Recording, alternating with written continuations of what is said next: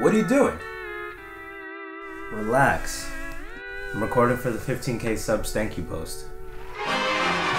That's great, congratulations. We were supposed to record the next Quickie yesterday.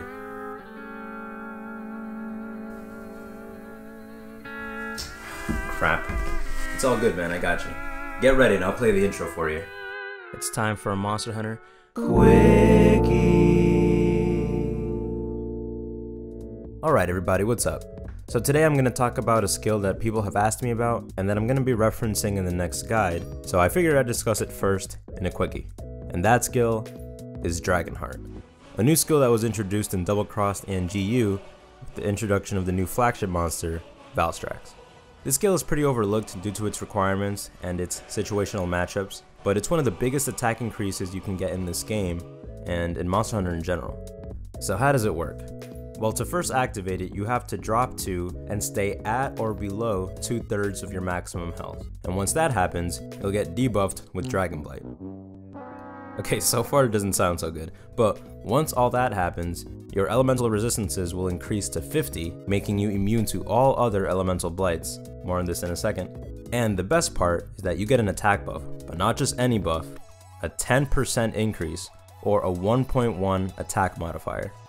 Now, some of you may know, multiplicative attack boosts are incredibly strong, which is why things like Adrenaline, Heroics, Fortify, and Hunting Horn buffs are so good. However, for horn buffs, you need to rely on another player if you're not using Hunting Horn yourself, and the other three, aside from needing specific setups, are all prohibited for speedruns if you're interested in that. But Dragonheart is not. Also, Dragonheart is a lot more comfy to work with. Playing at 2/3 health isn't so bad, and the elemental resistances is nothing to ignore either. I've face tanked, for scientific purposes, a bunch of fireballs with the skill active, and I've taken a lot less damage. Let's get into some more details about the skill.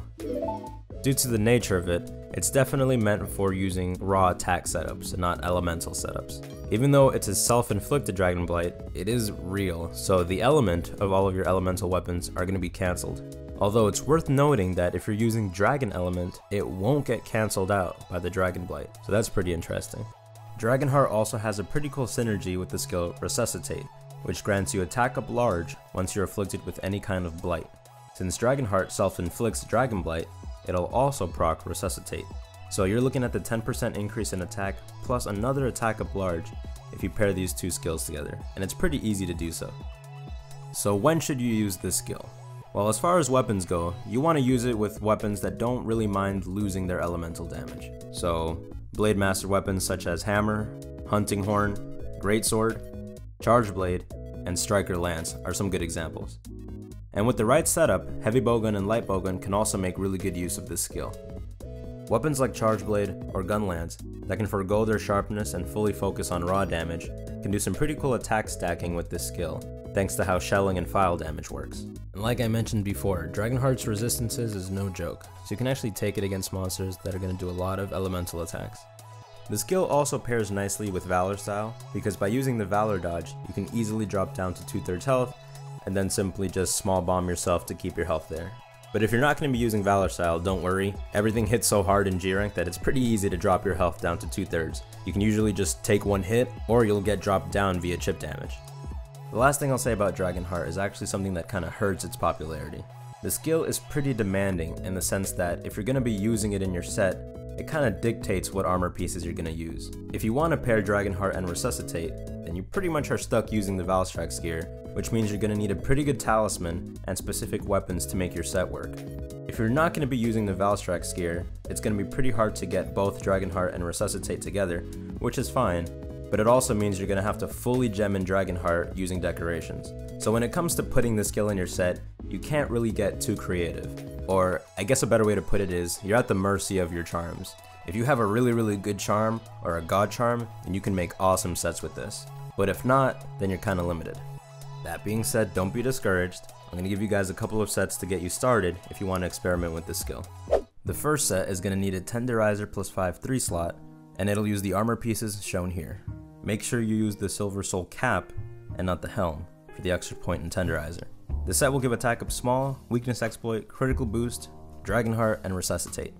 I find that this set pairs the best with weapons that have natural purple and some affinity of its own to really make use of that crit boost. So weapons such as the Silverwind and regular Nargacuga, the Academy weapons, and even the Ceregios weapons might be pretty good here, since you can keep rolling and try and keep the sharpness up. I would have mentioned some of the Nursilla weapons or the Bolt Reaver weapons, which also have natural purple and good affinity. However, the poison and thunder would be cancelled out by the self-inflicted Dragon Blight, so I'm not going to list those. Now, keeping purple sharpness with these sets might be a little tricky, depending on how fast your weapon is going to be consuming sharpness. If you want to use something, say like the Academy Longsword, then maybe you can try this set, which will switch out Resuscitate for Razor Sharp. And also for this set, you're going to need a Sharpness +6 3 slot, so that could be a little trickier to get. The good news is that if you do have a Sharpness +6 3 slot, then you can make this set, which will let you use the maxed out Diabolus Charge Blade, the Serra Sediment.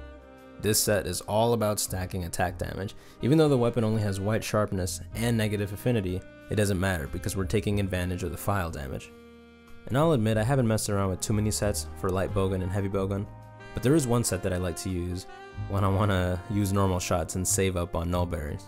This set uses the Acantor Descent, and it's pretty damn strong. And that's it, guys. These are just some sets to get you started. You can make a bunch of different variations of everything I just mentioned, or you can make them even better, all depending on what talisman you have. The better your charm is, the more options you have.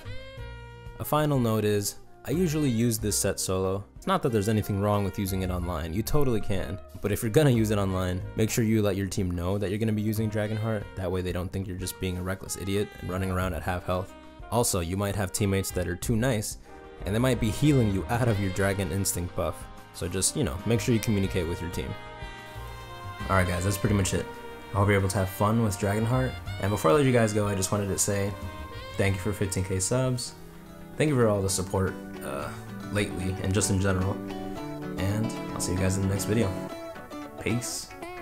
いつも支えてくれる人たちに日頃の思いを込めたラプソディアプリシエーションな気持ちを届けいつもありがとう